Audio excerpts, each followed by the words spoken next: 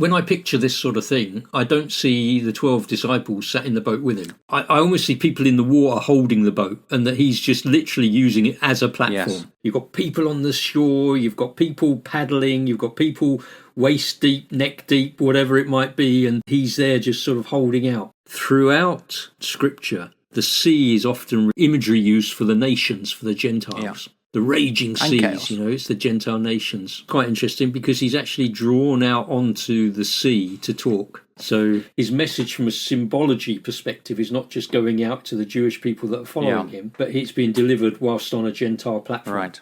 So we get to quite an enigmatic couple of verses here. Verse 10. For he had healed many. Well, we know that. Insomuch that they pressed upon him to touch him, as many as had plagues.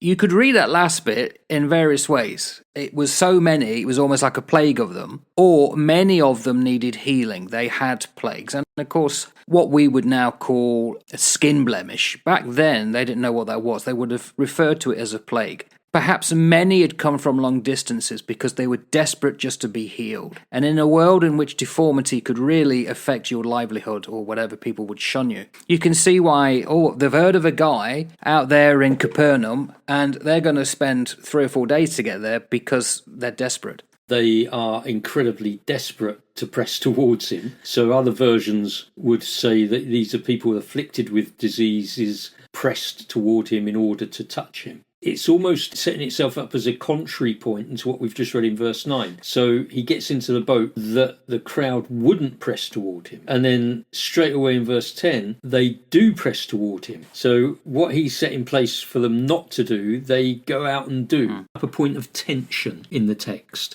That Greek word that's used for to touch him is hapto, which means to fasten, almost like leeches that are fastened to the skin to suck the blood out of you. There's a huge desire to suck out of him, and he's almost like, I'm not ready for that yet. Which I think then plays into what we read about what comes up over the next couple of verses. Not yet. I think the writer is really building tension in this scene between the pressing and the withdrawing, and it's that tension that's being built into it. Well, you get in a sense of desperation, aren't you? Mate, like I said, if these guys have been travelling for 5 days... Yeah, they're not going to go back and miss the opportunity to touch it, absolutely. If my leg's hanging off and I've walked 5 days to see a bloke because I know he can heal me, I'm not going to give up until that man sorts me out. That's right. I'll be hopping after him, bit like the Monty Python scene. Come on, then. That's right. Was it money for an ex-labor? Yes, that's right. That's it. Come on, Monty Python, how we love it. He has a wife, you know.